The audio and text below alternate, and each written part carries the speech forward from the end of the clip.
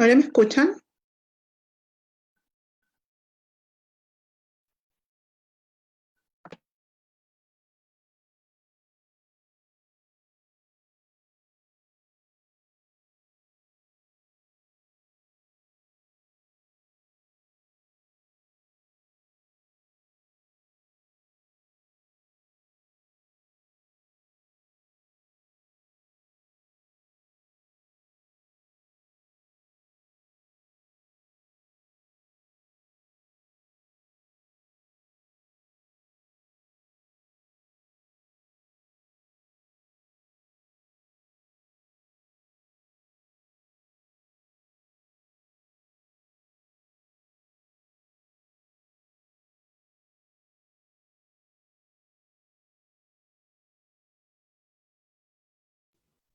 Aló, ¿me escuchan? Perfecto. Ya está en el aire. Profesora, ¿se quiere compartir mientras? Yo voy a poner la presentación inicial. Tuvimos que hacerlo así porque tuvimos algunos problemas técnicos, pero ya se recuperó y puede desde ya buscarlo en la página para compartirlo en su muro mientras yo hago la presentación inicial. Voy a dejar mientras la pantalla establecida. ¿Ya?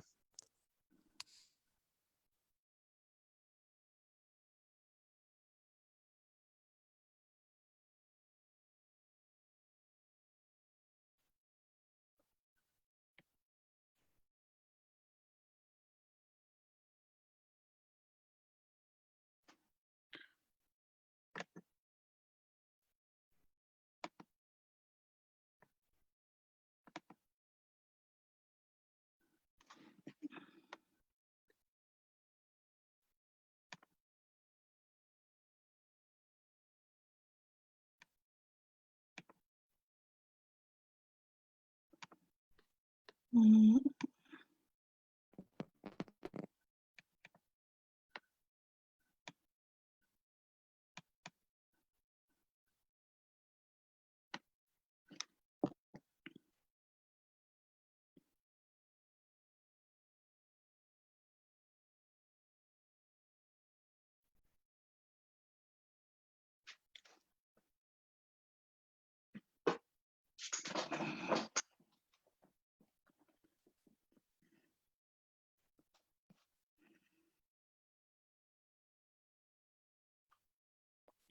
No era ese, me equivoqué.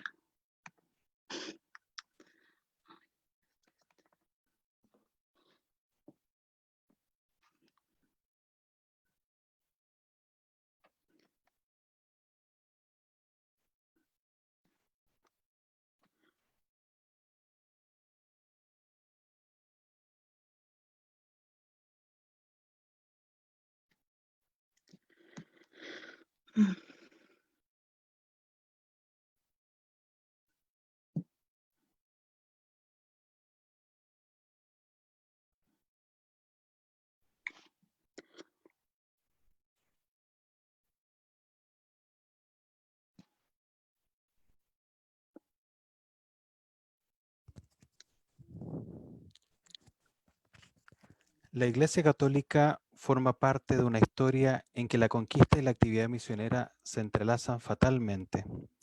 Un proceso marcado por la violencia y la brutalidad determinará profundamente las relaciones entre mapuches e hispanos. Primero, los indígenas debían ser sometidos a la obediencia. Eso significaba que quedaban obligados a trabajar en beneficio de los señores cristianos católicos. En lo religioso, se trataba de consumir el mayor tiempo de ellos, llevarlos al templo y luego escuchar para aceptar la doctrina que justificaba el sometimiento. Si no se aceptaba, entonces el indígena era rebelde y en nombre del Dios cristiano se aplicaban las penas del exterminio. Ya con el yugo del cautiverio tenían domada la fiereza y natural altivez de los indígenas. Más fácilmente rendían el cuello al yugo de la fe y doctrinados así los bautizaban, enviando por delante el cielo a muchas criaturas que con el movimiento del camino y la mudanza de estado, temple y condición morían acabadas de bautizar.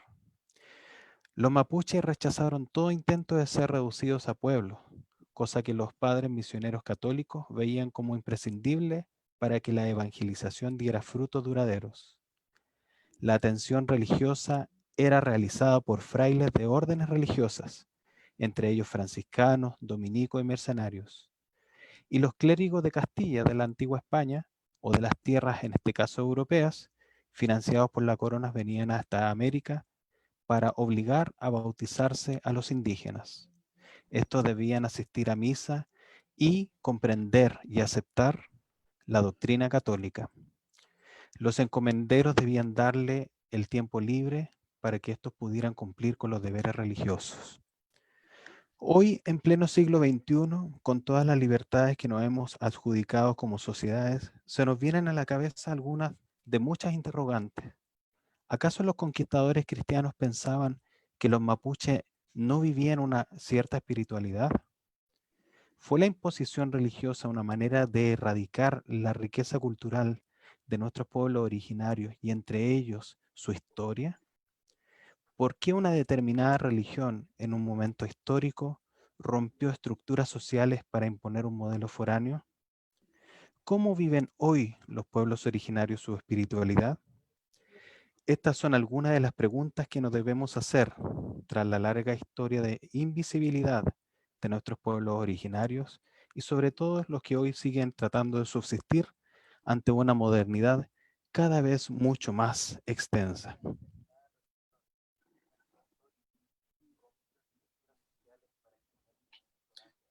Muy buenas tardes. Reciban todos y todas un saludo de paz. Hoy martes 13 de julio tenemos una gran invitada. Ella es poeta huilliche, mapuche, profesora de lengua castellana y comunicación. Actualmente está cursando un magíster en literatura hispanoamericana en la Universidad Austral y tiene obras publicadas como Las tentaciones de Eva, Seducción de los venenos, Zumpal, Puque, Filuk y Trevacock.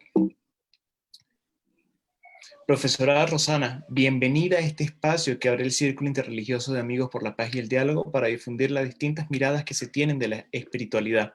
Nos sentimos honrados con su presencia y le pedimos que se presente a quienes nos siguen a través de nuestras redes sociales. Bienvenida, Rosana, para mí es un placer, o profesora Rosana, para mí es un placer y un orgullo tenerte acá presente hoy en día entre nosotros. Mari Lamien, Mari Compuché, los saludo y a todos, ¿no? Y estoy contenta también de estar acá. La verdad es que esta invitación fue sorpresiva en el sentido de que no me considero experta en religiones, sí quizás tengo también, comparto, ¿cierto?, la espiritualidad del pueblo mapuche. Y la verdad es que fue un desafío también responder a esta inquietud que tenían ustedes de tenerme invitada en este espacio, y les agradezco esta inquietud porque también de alguna forma sirve para reflexionar acerca de lo que uno ha vivido y de las experiencias que una misma tiene, ¿no? Como escritora, como huilliche, como bien decías tú. Y nada, estoy contenta también de que los diálogos entre las culturas tengan, digamos, un espacio ahora en Internet y de alguna forma pueda difundirse más también lo que son las distintas cosmovisiones de los distintos pueblos. Claro que sí. Bueno, sin más preámbulos, querida Rosana, le pedimos que pueda entregarnos su interesante clase titulada el día de hoy Cosmovisión y Espiritualidad Mapuche en textos poéticos. Antes me gustaría recordarle a todos quienes nos siguen a través de las redes sociales que compartan la transmisión en vivo de esta clase desde nuestro muro a sus grupos, páginas y perfiles personales. Les recordamos siempre que todas las preguntas formuladas a nuestra invitada las pueden hacer directamente a través de publicación en la transmisión o bien impulsando el chat nos escriben y recogeremos todas sus inquietudes, las que al finalizar la clase de la profesora serán leídas y respondidas por ella. También recuerden mantener un diálogo apropiado en sus comentarios, sobre todo demostrando respeto a quienes exponen como a quienes participan. Querida profesora Rosana, la cámara es toda suya y estamos abiertos para escuchar la clase que usted nos va a entregar el día de hoy. Muchas gracias. Bueno, yo he titulado esto como Cosmovisión y Espiritualidad Mapuche en Textos Poéticos, porque precisamente uno de los desafíos para hablar de este tema era que yo les decía que dentro de nuestra Introfilmoyen, que vendría siendo la cosmovisión en Mapuzungún, ¿no? Dentro de nuestro Introfilmoyen hay personas especializadas para hablar de este tema, como un Yenpin, o como una machi, ¿no? Entonces, de alguna forma, para yo adentrarme en esto, recurrí a los textos poéticos, que es donde yo más, es mi campo, ¿no? Donde yo tengo más experiencia.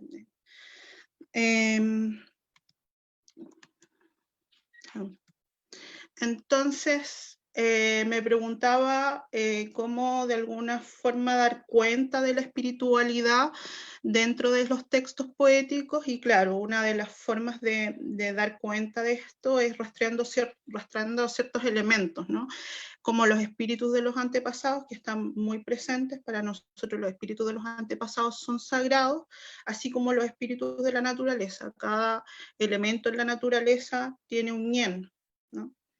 Entonces, cuando uno va a otra ciudad, generalmente le pide permiso al agua, le pide permiso a las plantas, y siempre está buscando a través de los rituales dialogar con los espíritus antiguos, los antepasados, y también a través de la lengua del Mapuzungún con la naturaleza. El Mapuzungún es la lengua de la tierra, entonces generalmente cuando se habla esta lengua se comprende lo que nos quiere decir, ¿cierto?, la naturaleza. Y una última parte donde también me parece importante y que tiene que ver, ¿cierto?, con mi propia historia y cómo se desarrolló acá en el sur de Chile la colonización por parte de la Iglesia Católica y la imposición de la religión judeocristiana, que de alguna forma significó que se borraran, como bien decía en la introducción, ¿cierto?, el compañero ahí, se borraran ciertos rituales indígenas propios de nuestra cultura y se prohibiera, por ejemplo, la lengua, ¿ya? Entonces voy a pasar a los textos, voy a hacer un repaso por textos poéticos que me parece que son importantes. También voy a ir recomendando ciertos libros que a ustedes les puedan de alguna forma introducir en el pensamiento y la espiritualidad mapuche. Y nada, a ver. Claro, antes de los textos igual está esta foto de Huentellao. ¿Ya? Huentellao es una deidad huilliche que hay acá en San Juan de la Costa.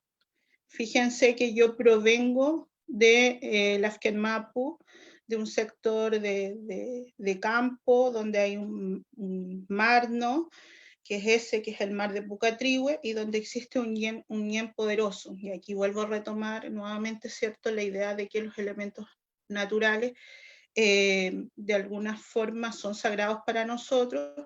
Esta persona existió, Huentellao existió, es una persona que habitaba en Quilacagüín y que se quedó encantada en el mar. Hay un camino en algún momento que él descubre para llegar al mar, y cuando él ve por primera vez, ¿cierto?, el mar, escucha el canto de la chumpal, se abre un camino en la tierra, él ingresa ahí y se queda encantado. Su familia después va a buscarlo, pero esta familia de alguna forma no puede, su hijo no puede llevárselo porque le dice, bueno, esta es ahora mi casa, mi ruca, ¿no? Mi ruca cura, ¿no? La piedra va a ser mi casa, y entonces él les enseña a los huilliches a hacer su guillatún. Entonces, cada vez que nosotros queremos hacer guillatún es una ceremonia para pedir fertilidad, para pedir abundancia, para pedir equilibrio sobre las cosas, que se realiza generalmente en las comunidades en el verano. Entonces, para pedir para hacer cualquier ceremonia, ya sea un guillatún, ya sea un lepún, ya sea cualquier ceremonia, se le va a pedir permiso, ¿cierto?, a Huentellao. Eso ocurre acá en el sector Huilliche. Y estoy explicando todo para aquellos que no saben, ¿ya? Entonces, el sector Huilliche, ¿cierto?, somos los mapuches del sur, ¿ya?, que habitamos en el sur. Y hay muchos poemarios entonces que van a estar, muchos de los escritores huilliches van a estar hablando de Huentellao. Hay libros, ¿cierto?, que, por ejemplo, Oratorio al Señor de Pucatrihue de César Millahueque refiere, ¿cierto?, a esto. En ceremonias de Jaime Huenún también vamos a encontrar alusiones a esta roca, ¿no? Y bueno, la foto que ustedes ven ahí también tiene que ver con la tradición de llevar la ofrenda, de que generalmente cuando uno viene al sur, ojalá les sea posible, ¿cierto?, visitar a Huentellao, conversar con él y de alguna forma también como que eso ayuda como a ver las cosas mejor, ¿no? Y directamente, ¿cierto?, después de ver esta roca, que a mí me parece que es muy importante porque ya les decía, desde aquí se construye todo el imaginario huilliche y la mayoría de los textos que seleccioné en realidad son de autores huilliches, ¿ya? De autores huilliches, hablo de autores de Valdivia, de la zona de Valdivia, Osorno. Acá tenemos a Jaime Huenún con un libro que es de 1999, con un poema que se llama Fogón. Los voy a ir leyendo y, como les decía, vamos a ir comentando los textos.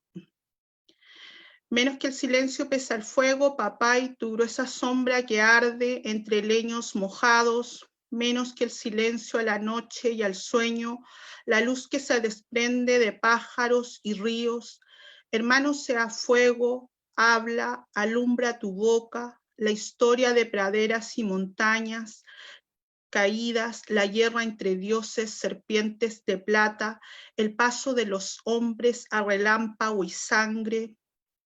Escuchas el galope de las generaciones, los hombres enterrados con cántaros y frutos, la lágrima, el clamor de lentas caravanas escapando a los montes de la muerte y la vida.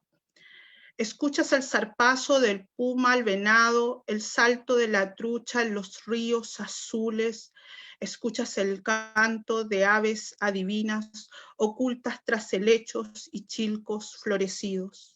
Respiras ahora el polvo de los guillatunes, la machi degollando al carnero elegido.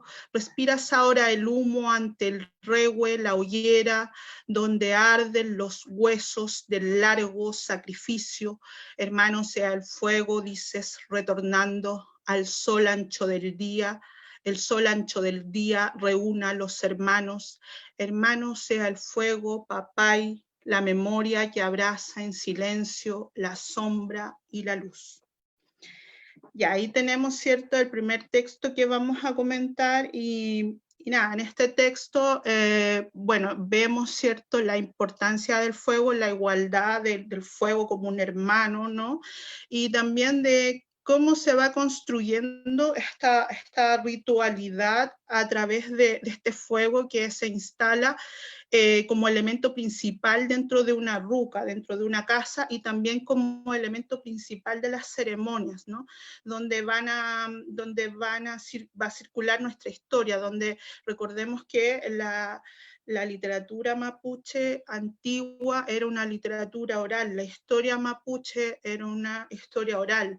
Entonces todo, ¿cierto?, lo que se comparte es alrededor del fuego y de alguna forma la memoria se construye, ¿cierto? Las visiones de memoria se construyen alrededor del fuego y ya vamos viendo algunos elementos que vamos a encontrar en otros textos, como lo son los elementos de la naturaleza, ¿ya? Las montañas, las praderas, las serpientes,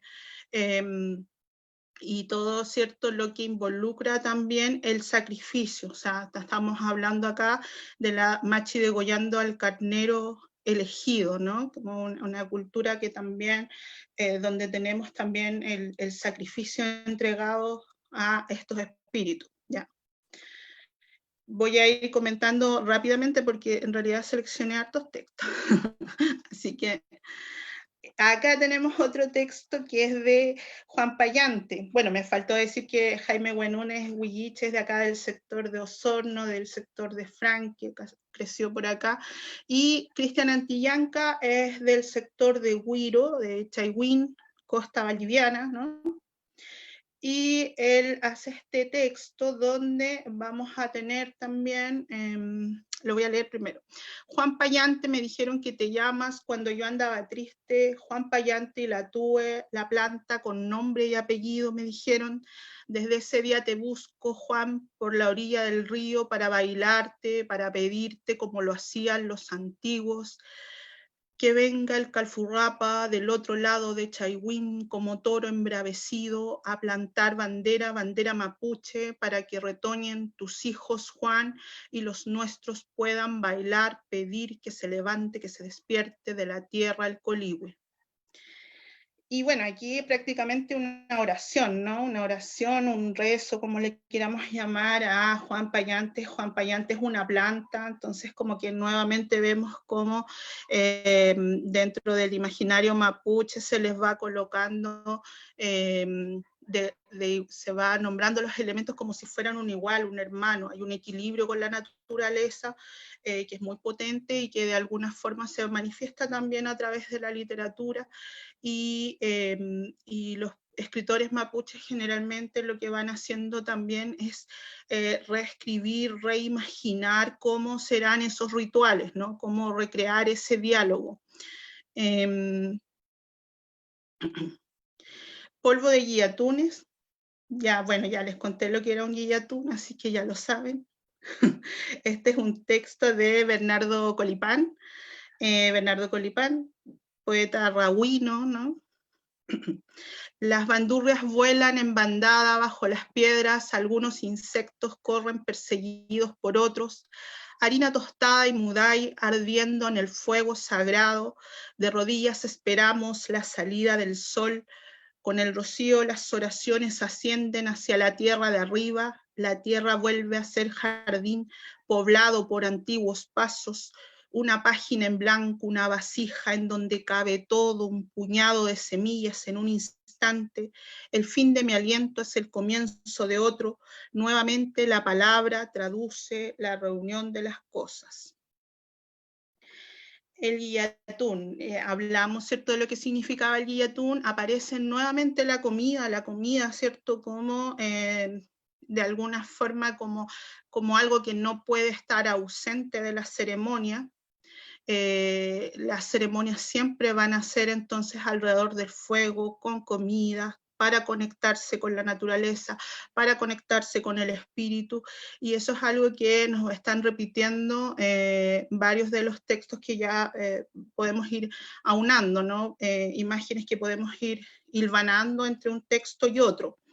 Y bueno, también aquí está la tierra de arriba, es decir, no, se cree, ¿cierto? Se cree en una vida, en un espíritu que está más allá de nuestra muerte, ¿no? Hay un retorno de los espíritus en algún momento. Y por eso la tierra vuelve a ser jardín poblado por antiguos pasos, porque es a través del guillatún, de esta ceremonia, que uno tiene conexión con los espíritus, y precisamente es la machi o el machi el que nos conecta con esa espiritualidad, el encargado de conectarnos, de traducirnos lo que nos dicen los espíritus. Y bueno, recomendar también Arco de las Interrogaciones, que es este texto que Bernardo publicó en 2005, que es un texto que habla acerca de el guillatún huilliche. El guillatún huilliche es todos los guillatunes, dependiendo del territorio, son guillatunes distintos. Alguna vez le dije a alguien, el Gualmapu es súper grande, y es verdad. Entonces, como que la gente de Concepción, de otras localidades, de Coronel, o la gente de Temucuicui, la gente no sé, de Coscós, y la gente de Pulotre tienen guillatunes distintos, son sectores que están muy alejados entre sí. Hay variantes, ¿no? Hay variantes dentro de la lengua, hay variantes dentro del imaginario, hay otros procesos históricos que se han dado allí. Entonces, es interesante este libro porque recoge, ¿cierto?, de alguna forma el cómo se construye la idiosincrasia de cómo este guilletún se distingue de otros, ¿no? Bueno, hay que leerlo. Y bueno, también tengo acá las imágenes de las machis, ¿no? Con sus cultrunes. Eso también quizás hay que mencionarlo, otro de los elementos con los que uno se va a conectar, ¿cierto?, con los espíritus, con la espiritualidad, es la música, ¿no? Es la música y el canto. Si nosotros volvemos dentro de esta exposición a el texto de Antillanca, nos damos cuenta que también hay un ritmo ahí, ¿no? Hay unas ganas de cantarle a Juan Payante, ¿no? Y la tuve para que florezca, ¿no? Entonces, yo creo que el canto es un elemento también que es bastante importante dentro de la poesía, de cómo se recrea esta ritualidad a través de la palabra, y bueno, la imagen de la machi también va a ser construida y va a ser tema de varias poéticas.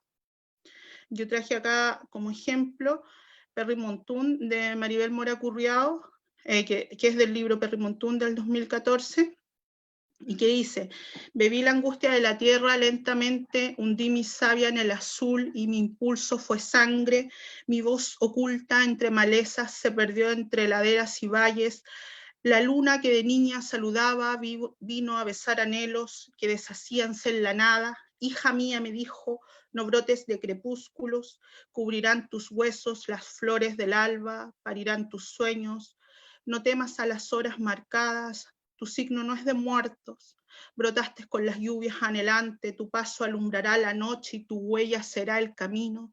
No temas, hija mía, el grito de la aurora abrió tus ojos y te abandoné en el valle, pero guardo los sueños que de niña sembraste. No temas, ya brotan de tus manos, parirán ahora las flores del alba. Perrimontún son los sueños de machi, ¿no? Son los sueños que tiene una machi. Nosotros los demás tenemos peumas, ¿ya? Los peumas igualmente, igual que el Perrimontún, igual son, yo creo que son sagrados porque finalmente son como anuncios, ¿no? Anuncios que nos traen y tenemos que interpretarlos, ¿no? En este caso, el Perrimontún, el sueño de la machi, le está anunciando, ¿cierto?, que ella se va a hacer machi.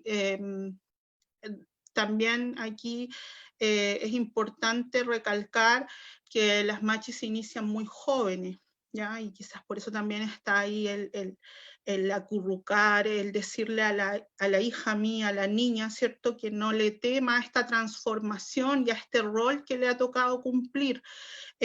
Cuando Maribel acá habla de sangre, también habla de linaje, ¿no? El ser machi se transmite de generación en generación, ¿ya? Entonces es como una responsabilidad. Y de Puzuán, 2016, aquí me gusta este texto de Leonel Dielaf porque habla de los machis hombres y habla de cómo también para nosotros no existe el bien y el mal como de alguna forma se nos ha impuesto, sino que también se puede trabajar con espíritus que son más oscuros, pero que aquí el machi lo que hace es establecer un equilibrio, ¿ya?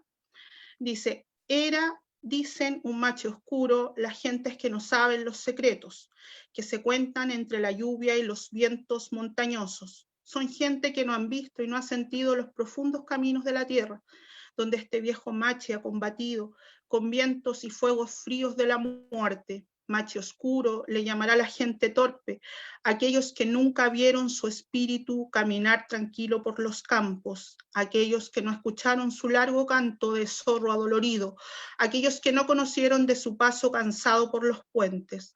Solo se recordará que una noche de luna llena, viajando por el pasadizo secreto de un reni, quedó su alma tendida sobre el pasto, porque en su soledad no vio venir el oscuro aliento de la muerte. Bueno, este es un poema hermoso, encuentro yo, porque igual es como está este trabajo, ¿cierto?, con el tiempo. Acá, ¿cierto?, el Machi lo que hace es viajar a través de un reni, así como los que han visto Dark. Nosotros tenemos nuestro propio nuestra propia conexión con los pasadizos del tiempo. Entonces allí el Machi se transporta, ¿cierto?, de territorio en territorio, y nada, es un Machi incomprendido, lo que llaman o denominarían huecufe, ¿no? Pero como yo decía, el trabajo de este Machi es muy importante porque es el Machi que tiene que restablecer el equilibrio. Es un trabajo oscuro y solitario, ¿no?, a la vez. O sea, como nos muestra la imagen ahí donde este viejo Machi ha combatido con viento y fuegos fríos de la muerte. Entonces, también el Leonel nos está diciendo, ¿no?, que hay gente que no sabe el conocimiento que él maneja, y que este conocimiento también lo lleva secretamente y lo desliza hacia la muerte, ¿no?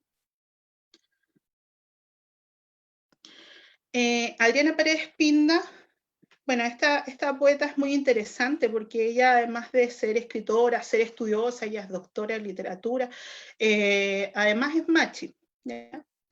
Entonces, su libro, We, por ejemplo, tiene que ver con la iniciación de una machi, ¿no?, con los trances. Y a mí me gusta porque ella maneja muy bien el lenguaje en este sentido del trance, ¿no? Entonces dice: lo dijo la machi, no lo repitas, entraba en trance, anda a la montaña, esperar que la lengua de la tierra también se abra para ti. Iremos al centro sobre la luna llena, allá te cantaremos, la única manera, escuchar a los espíritus al amanecer. Si las balsas de la muerte no la llevaron a la muchacha, será por algo, que el sueño la tomó, no la suelta más, tiene que seguir soñando. Aparecen los espíritus, solo algunos pueden entrar a la laguna, que se cuide la guerrera de alumbrantes trenzas, la toman de repente, no la vemos más. Y aquí está el tema del Gapitún, el rapto de la naturaleza, o sea, como que aquí hay una fuerza superior, ¿cierto?, que la transforma y la lleva para que ella cumpla con su rol, que es el de conectar a los espíritus con las personas, ¿no? Es un poema, ¿cierto?, que también nos está señalando los lugares donde se inicia una machi, que sería en la montaña, y que también nos está señalando que para hablar con la naturaleza tenemos que aprender la lengua mapuche, si no, no se puede. Por eso dice: anda a la montaña a esperar que la lengua de la tierra también se abra para ti. Y bueno, se reitera el canto, se reiteran los espíritus, se reitera el sueño, ¿no? Hay imágenes. Con Graciela Huinao, y aquí ya me voy a adentrar, ¿cierto?, en la parte final de mi exposición. Con Graciela Huinao tenemos, ingresa lo político, ¿no? Ingresa esta crítica a la iglesia cristiana, donde ella nos dice en el Salmo 1492, nunca fuimos el pueblo señalado, pero nos matan en señal de la cruz. Entonces aquí ya se van a generar otros discursos que son más bien políticos, que son reivindicativos de la cultura mapuche. Tenemos Salmo 1997 de David Añiñir. Voy a tomar agua porque he hablado mucho.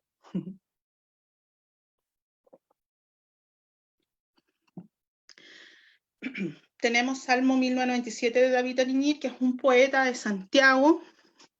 Es un poeta, ¿cierto?, que, bueno, que hizo este poema, y lo voy a leer mejor. Dice: Padre nuestro que estás en el suelo, Putificado sea tu nombre, vénganos de los que viven en los faldeos de la reina y en las condes, hágase, Señor, tu unánime voluntad, así como lo hacen los fascistas en la tierra, nuestra tierra, y los pacos en la comisaría. Danos hoy nuestro pan que nos quitan día a día, perdona nuestras verdades, así como nosotros condenamos a quien no las entiende. No nos dejes caer en esta invasión y más líbranos del explotador. Amén. En el nombre del Padre soltero, del Hijo huérfano, and the Saint Spirit, que descanse en paz, ¿no?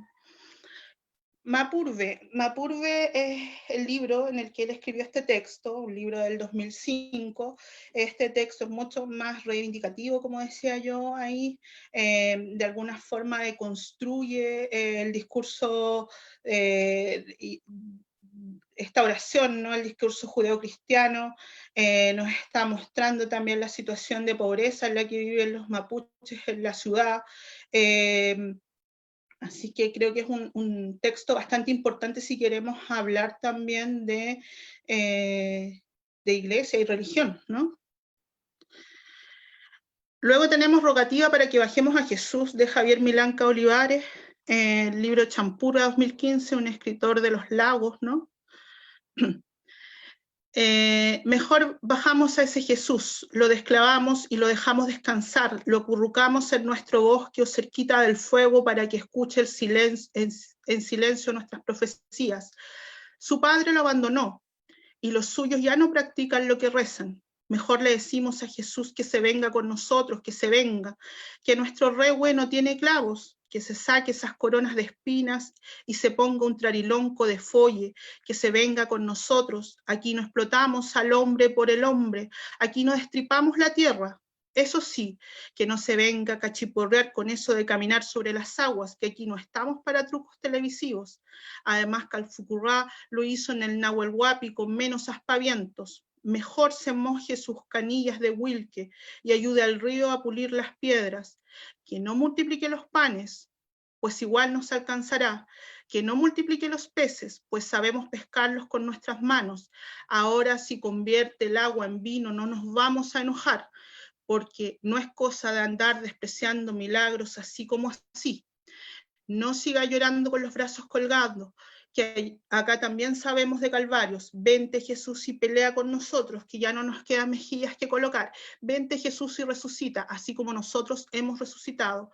Mejor bajemos a Jesús, que su sangre no nos siga culpando. Vente Peña y Jesús, ahora que muchos están en la cárcel. Mari, Mari Jesús, ahora y en la hora de nuestras muertes, no diga amén, diga Mari Chihuehu. Y nuevamente, ¿cierto? Tenemos acá el tema político, pero también tenemos, ¿cierto?, la invitación a reconocer a los pueblos originarios y reconocer también de alguna forma que esta lucha quizás tiene que ser en conjunto, ¿no? Entonces hay una invitación aquí a esta iglesia, a esta cultura judeocristiana que ha sido dominante, para que sea parte de la lucha mapuche, para que se dé cuenta de las injusticias que se están cometiendo en el pueblo mapuche.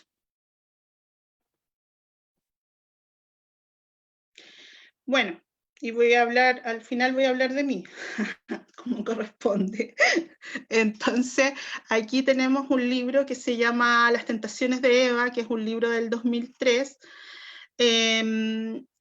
y un libro que es Seducción de los venenos, que es del 2008.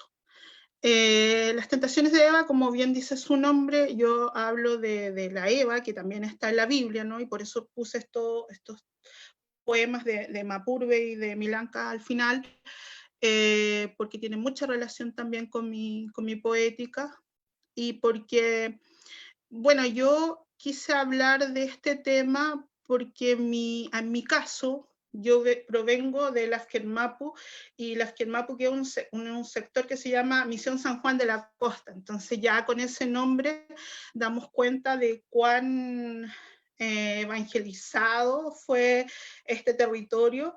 Mis abuelos participan de las grandes festividades religiosas que se dan acá, tanto la Candelaria como San Sebastián. Entonces yo de niña en realidad comienzo a ver, ¿cierto?, en mi casa, digamos que también San Juan de la Costa es una de las comunas más pobres del país, que los libros que ahí habían eran libros de catecismo y estaba la Biblia, ¿no? Entonces, esos son los libros con los que yo aprendo a leer. O sea, así de fuerte fue el impacto de la iglesia en nuestros sectores que se les prohibió, ¿cierto?, a nuestros seres queridos, a nuestros abuelos, hablar su propia lengua. Mis abuelos no lo hablaban, se les borraron de alguna forma los rituales. Había muy poca gente que en ese momento, estoy hablando de cuando yo era chica, los años 80, ¿no? Había muy poca gente que asistía a rituales porque era mal visto, se veía como que era... no sé, en algún poema Huenún lo dice, es arte de brujos, dicen, ¿no? Entonces como que se veía como que era algo malo, ¿no? Algo profano.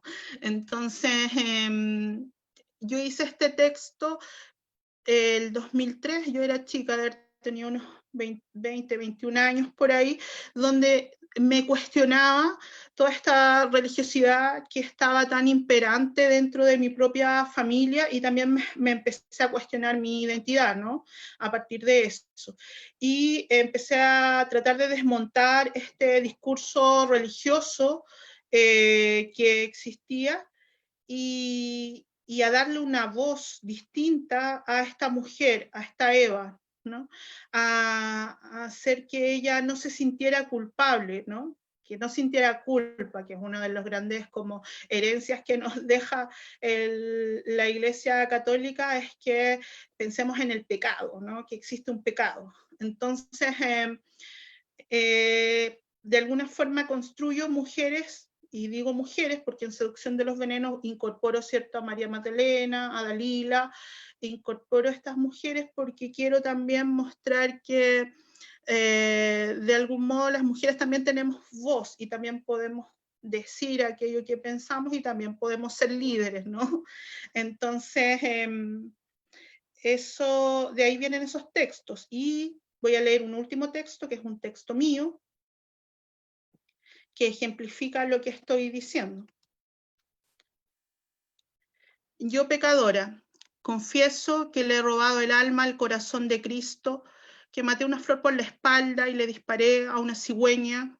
Confieso que me comí todas las manzanas y que suspiro 3 veces al encenderse la luna, que le mentí a la inocencia y golpeé a la ternura. Confieso que he deseado mis prójimos, que tengo pensamientos impuros con un santito. Confieso que me vendí por dinero, que no soy yo y que he pecado de pensamiento, palabra y omisión, y confieso que no me arrepiento. Y bueno, ese es el último texto que voy a leer. Y por último también quiero mostrarles las imágenes de una obra que se hizo y que precisamente aúna todo lo que estamos hablando, que es una obra que se llama Inchevilú, de una directora que se llama Patricia Cuyul. Ella es de Puerto Montt, también es mapuche, y esta obra de teatro habla de las tentaciones de Eva, toma parte de las tentaciones de Eva y toma parte de la seducción de los venenos, y precisamente cuestiona, ¿cierto?, todo lo que yo estaba diciendo respecto a la imposición, a la colonización de nuestros rituales, y resignifica a través del vestuario, de los cantos, de los movimientos, lo que es la ritualidad indígena, ¿no?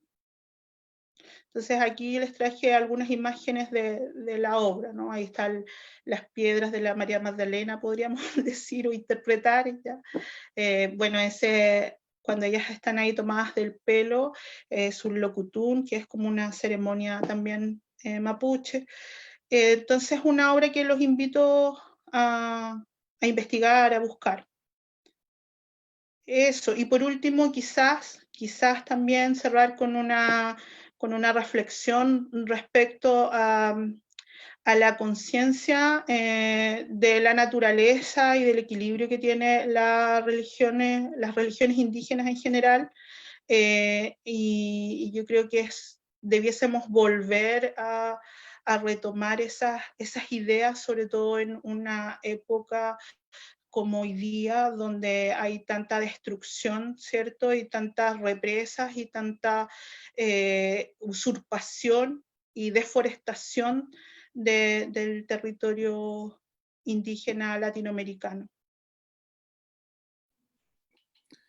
Muchas gracias, profesora, por esta linda clase. De verdad que creo que hemos tenido una gran participación, ya que muchos hemos estado esperando tener este contacto con este lindo pueblo. Y tener contacto con los pueblos originarios es tener contacto con la historia, es tener contacto con aquellas personas que mantienen viva la identidad de este caso de Latinoamérica o Suramérica. Y para nosotros de verdad es un orgullo la participación que usted ha tenido el día de hoy junto con nosotros. Como usted sabe, tenemos al final tenemos una sección de preguntas y respuestas. Entonces tenemos por acá muchas preguntas para usted. Voy a leer la primera pregunta que la hace el último desde Santiago, y la pregunta es la siguiente. Profesora, ¿cómo se escribe el nombre de este espíritu protector? ¿De Huentellao? O no sé de cuál está hablando. De Huentellao, yo creo, ¿no? Yo creo que sí, yo creo que él se está refiriendo a él. Ajá. Lo que pasa es que no sé cómo hacer esto, tendría que deletrearlo, no sé cómo hacer esto virtualmente, me falta mi pizarra. Una hoja o un lápiz y lo presenta a lo que es la pantalla. Sí, no, es W en todo caso, W-E-N-T-Y. Sí, no tengo el lápiz acá tengo. Bueno, igual hay que decir que hay distintas formas de escribirlo, porque como yo bien decía, esto es una cultura oral. Yo he visto que en ciertos poemas le dicen huentellao, huentriao. A ver, no, acá. Ahí está, no sé si se ve. ¿Se ve, cierto? Sí, sí se ve, pero no sé si... lo que pasa es que creo que solamente se está proyectando la imagen de la obra. Ah. Uh-huh. Bueno, si no, dame el contacto de él y le respondo a su red social. Ok. También. Sí. Sí. Y por acá tenemos otra pregunta de Ibrahim Zair. Y él escribe lo siguiente. Chaltunay, Rosy, por tus palabras. Y compartimos tu conocimiento. Tengo una pregunta. ¿Cómo se posiciona hoy la poesía contemporánea mapuche ante los elementos sagrados? ¿Hay una hay una resignificación simbólica? Sí, sí, la hay. Yo creo que todos los poetas mapuches por lo menos están mirando hacia el territorio, ¿no? La Guerra Florida, por ejemplo, de Daniela de Catrileo, que es una poeta mapuche bastante contemporánea, ella también va hablando no solamente de la cultura mapuche, sino como de culturas indígenas en general. Entonces me parece que hay personas que están trabajando sobre estos temas y sobre cómo resignificar nuestra propia historia, nuestra propia memoria. Entonces hay harto trabajo de investigación en torno al tema, y me parece que también es interesante indagar también en las nuevas narrativas mapuches que también han surgido. Entonces, hay performistas también, ¿no?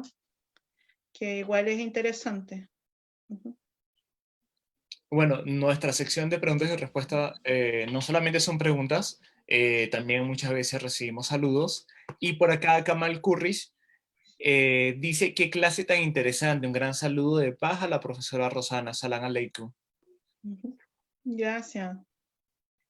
Germán Carrasco, desde Concepción, pregunta: hola, profesora Rosana. Me gustaría saber lo siguiente. Si el pueblo mapuche no cree en lo bueno y malo, ¿qué sucede cuando uno hace malas cosas? ¿Cómo es juzgado por la comunidad? Gracias. Claro, lo que pasa es que ahí,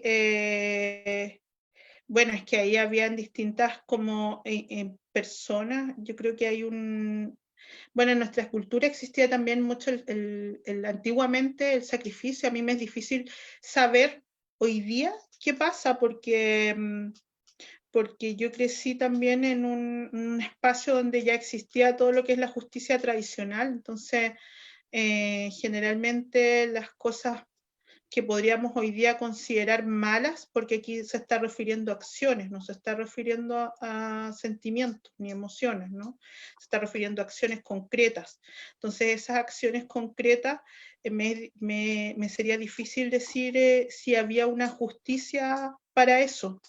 No sé si había una justicia, una pregunta complicada en ese sentido. Yo creo que cuando yo hablo del equilibrio de los espíritus, ¿no? De los espíritus buenos y los espíritus malos. A ese tipo de equilibrio me estoy refiriendo, no me estoy refiriendo a acción.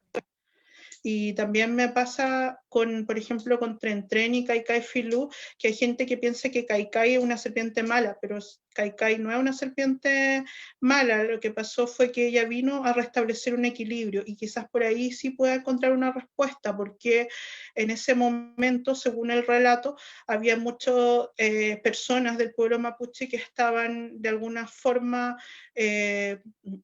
portándose no portándose bien, portándose mal en el sentido de no cumplir con los rituales que corresponden en torno a la naturaleza, con generar desequilibrio natural, ¿no? Entonces lo que hizo Kai Kai es que se enojó y levantó sus aguas para restablecer este equilibrio. Entonces Kai Kai, claro, hizo que los mapuches se ahogaran, pero los mapuches no se ahogaron, sino que se transformaron en peces, chumpales, ballenas. Entonces es como que tampoco hay, digamos, hay una transformación, no hay un castigo que sea la muerte, sino que hay una transformación y se salvan, ¿cierto? Los mapuches más ancianos, dos ancianos, un anciano, una anciana mujer, un anciano hombre, un hombre joven, una mujer joven para continuar, ¿cierto?, con el conocimiento. Entonces, me parece a mí que cuando no se habla de castigo acá, se habla de transformación. Y cuando yo hablo de equilibrio, lo recalco entonces, también hablo del equilibrio de las fuerzas, de los espíritus, de la naturaleza. Profesora, por acá tengo otra pregunta de Henry Bronstein. Dice lo siguiente: hola, soy de Paraguay. Hace tiempo vengo siguiendo las clases de esta página, las encuentro maravillosas. Si bien tengo mi religión, he logrado reconocer que el catolicismo ha cometido muchas injusticias hacia su pueblo. Mi pregunta es, ¿en estos últimos años han retornado los mapuches a sus tradiciones, dejando el cristianismo de lado? Gracias. Sí, claro, lo que pasa es que, bueno, como yo decía, yo crecí en los 80 y en esa etapa se había perdido mucho lo que es la lengua y las tradiciones. Y hoy en día, por ejemplo, nosotros tenemos una ceremonia que se llama Huetripantu, que tiene que ver con la nueva salida del sol, que fue ahora recién, en junio, y que antes no sé, como que no se celebraba mucho y hoy día como que o sea, no es que se celebre en el sentido del Año Nuevo Occidental, no es así tampoco, sino que se realiza un ritual, pero no existían muchos huetripantus y hoy día existen varios, entonces creo que los territorios han recuperado esa fuerza que no tenían antes. Hoy día los jóvenes la tienen, hoy día hay una revitalización de la lengua y de las tradiciones bastante importante y potente, y por eso creo que también son mucho más visibles también iba a decir nuestras demandas, pero en realidad no sé si nuestras demandas, porque igual tenemos un montón de presos políticos mapuches y personas que han sido asesinadas por el Estado, pero somos más visibles como pueblo, ¿no? Bueno, y además de preguntas, además de saludos, tenemos también reconocimientos, y por acá Oriana López Serrano dice lo siguiente: tremenda selección de poesía que eligió, seca y con un corazón color verde. Oh.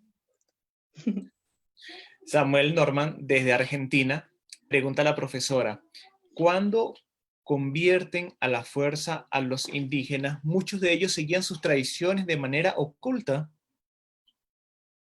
Sí, sí, mucho.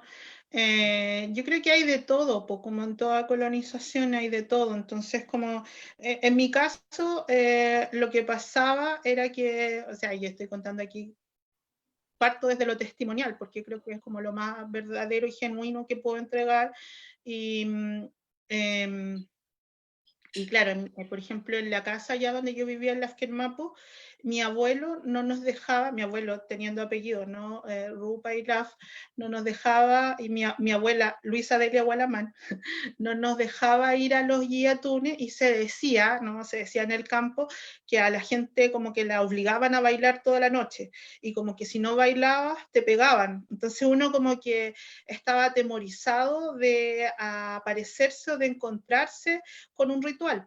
Y sin embargo, con mi abuela, cuando éramos chicas, o sea, cuando yo era chica, escuchábamos, ¿no? Los cantos, los bailes, toda la noche, porque son 4 días, 3 noches, entonces como que escuchábamos todos estos sonidos, y en alguna ocasión fuimos a mirar escondidas, ¿no? Desde una montaña lo que estaba pasando abajo.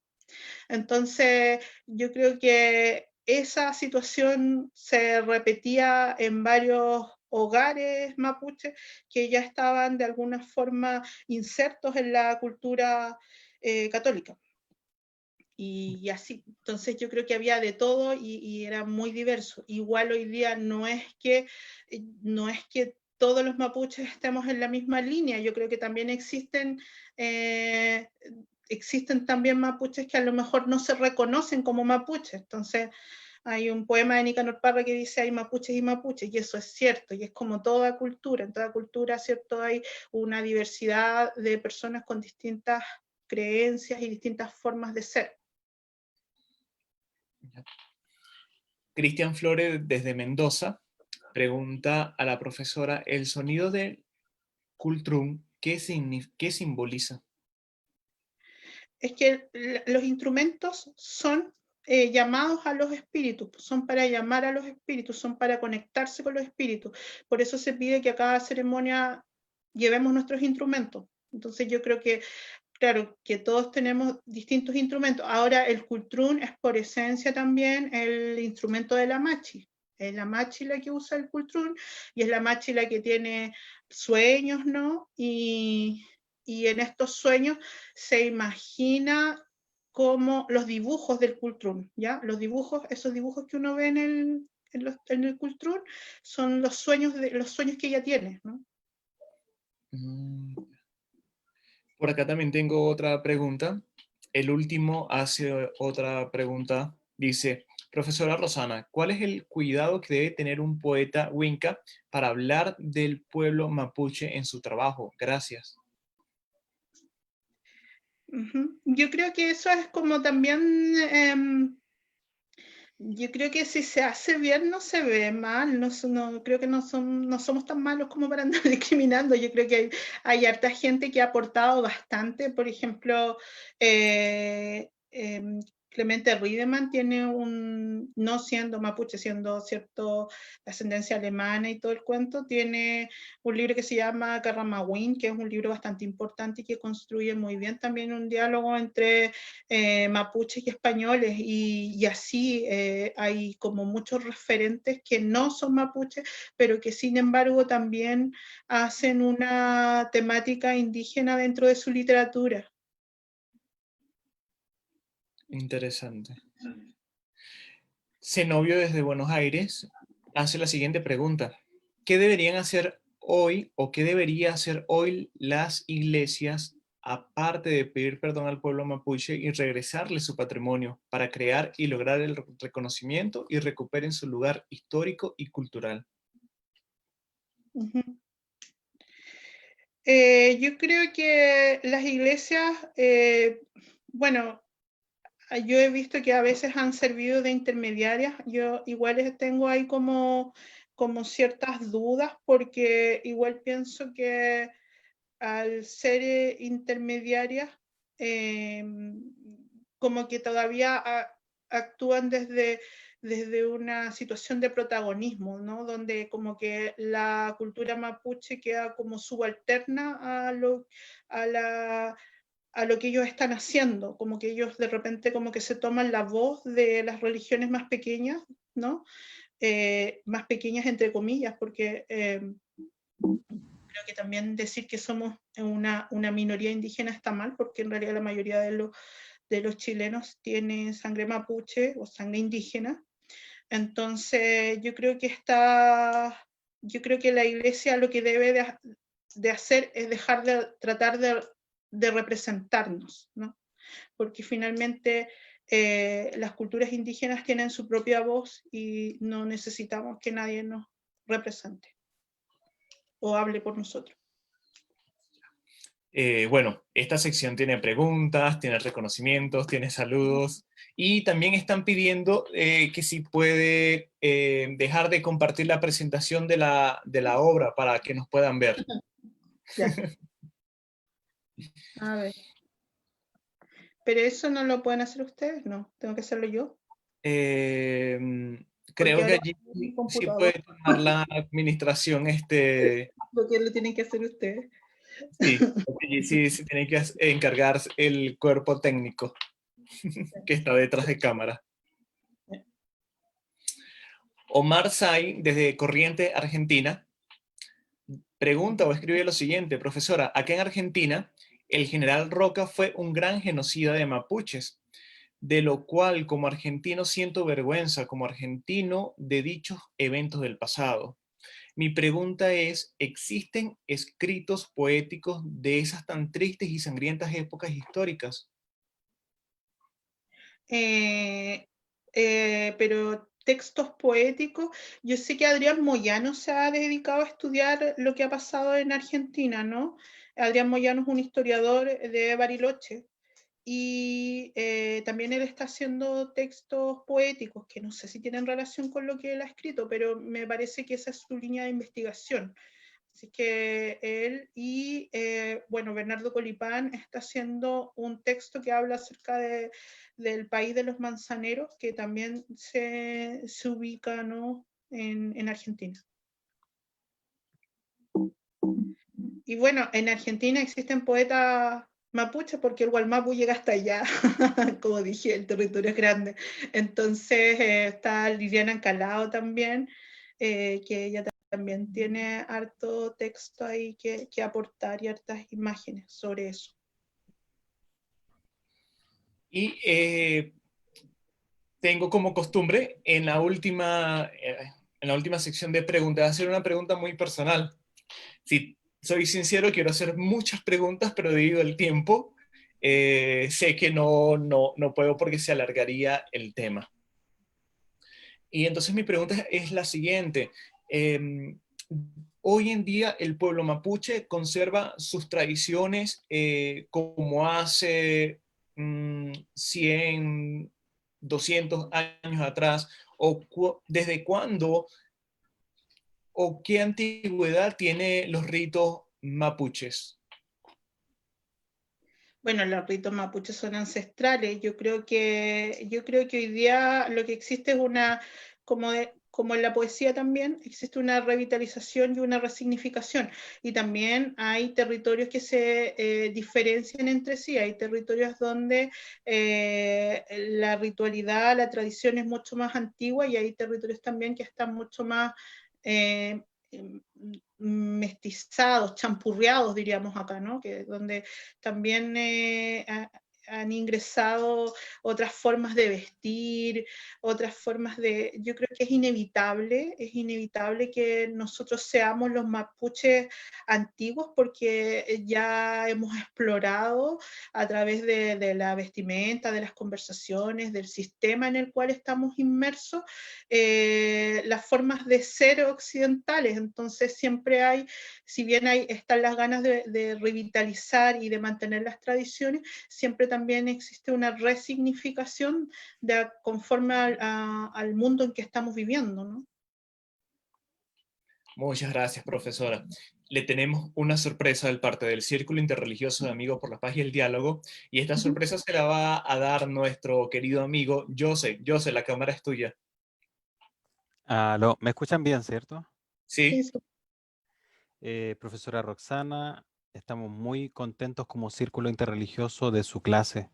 Le puedo adelantar que hasta el momento hay 1000 personas que han visto su publicación y la han difundido en varias páginas, ¿ya? Y eso es bastante bueno porque generalmente nosotros los 15 primeros minutos no teníamos un alcance tan épico. Así que usted marcó un pic dentro de lo que son las clases. Eso quiere decir que el interés por conocer a los pueblos originarios, por el respeto que merecen nuestros pueblos originarios, independiente de la religión que nosotros tengamos, está por sobre, ¿verdad? El interés de muchos de los que estamos y que componemos este círculo interreligioso. Como conversábamos cuando le hacíamos la invitación, este círculo nació principalmente de 3 personas que dentro de la religión abrámica, ¿verdad? Pero entendemos desde nuestro punto de vista que no se puede negar el pasado, no se puede negar la historia y no se puede negar la cultura que existe, que es tan rica de todos estos pueblos antes de la llegada de los colonizadores. Así que, profesora, de verdad, muchas gracias. Hace poquito hablamos con la directiva del Círculo Interreligioso, estamos súper contentos y queremos que esta actividad se vuelva a repetir nuevamente y que por favor nos dedique un tiempito porque ha sido muy enriquecedor. De verdad, se lo digo, ha sido muy enriquecedor las preguntas, la participación de la gente, el interés, el compartir su exposición en otras páginas, para nosotros nos llena de orgullo, puesto que queremos seguir en esta tónica, ¿verdad?, de seguir reconociendo a los pueblos originarios, de los que ustedes parte y de los cuales nosotros nos sentimos orgullosos también, ¿ya? Independiente, como le digo, de nuestra religión y de nuestra idiosincrasia cultural diaria. Así que eso nada más. Yo generalmente nunca aparezco en cámara, pero en esta ocasión lo tenía que hacer porque realmente estamos muy contentos con su clase. Gracias y esperamos que en otra ocasión pueda volver a unírsenos a nosotros. Ya, gracias a ustedes. Estamos muy agradecidos con la participación de su persona, profesora Rosana, y como siempre he creído, el reconocer a los pueblos originarios es reconocer nuestra historia, es reconocer nuestras raíces, sabiendo de que todo árbol tiene una raíz y esas raíces están fundamentadas o dan la fuerza al árbol para que se mantenga. Y son los diferentes tipos de pueblos originarios que componen o que habitan o habitaban dentro de Sudamérica se podría decir desde México hasta el país más austral que es Chile. Contamos con una gran y rica variedad de pueblos originarios y entre ellos está el pueblo mapuche que está dentro del territorio del país austral. Estamos muy agradecidos con ustedes, muy agradecidos con lo abierto que ha sido esta clase. Queremos que sea parte de estas clases, que vaya preparando material para que se pueda hacer clases magistrales y además de eso de que forme parte de este círculo interreligioso de Amigos por la Paz y el diálogo. Le doy la cámara para que se despida de todas aquellas personas que están sedientas por conocer más de los pueblos originarios y del pueblo mapuche, así que le doy un breve espacio para que se pueda despedir de ellos. Mañum, ¿cierto? Gracias a todos, agradecerles por el cariño, por haber presenciado esto. Yo estaba muy nerviosa, la verdad, porque igual no había estado en un círculo interreligioso antes, así es que nada, estaba como expectante respecto a lo que iba a pasar hoy día. Traté de preparar algo lo más didáctico posible para que las personas que no supieran nada de la cultura mapuche también la comprendan. Y nada, agradecerles nuevamente con mucho énfasis y libertad a los presos políticos mapuche que hoy se encuentran en huelga de hambre. Eso. Así mismo. Sabemos que el día de hoy hablamos sobre la poesía mapuche, pero tal vez el día de mañana podríamos estar hablando en una próxima clase sobre cada uno de los rituales que se componen durante todo el año, las festividades dentro del pueblo originario. Profesora, muchas gracias. Queremos agradecer en este momento a la sección de Asuntos Religiosos de Quilicura, a los conectados de todas las religiones, a nuestros hermanos cristianos, judíos, musulmanes, Sikh, Hare Krishna, a cada una de las denominaciones y creencias que hacen parte del Círculo Interreligioso de Amigos por la Paz y el Diálogo, y no solamente del círculo, sino también a cada una de las creencias y denominaciones que hacen vida dentro del territorio chileno y fuera del territorio chileno, porque sabemos que todos somos uno y las fronteras son solamente líneas imaginarias. Este jueves no tenemos clase, pero sí estaremos informando a través de estas páginas alguna actividad que tengamos. Recuerden seguir nuestras publicaciones a través del Círculo Interreligioso de Amigos por la Paz y el Diálogo, en Facebook, en Instagram y también en nuestro canal de YouTube. Muchas gracias a todos los que participaron, nos despedimos y que tengan una linda noche. Estamos despedidos, entonces, chao, hasta luego.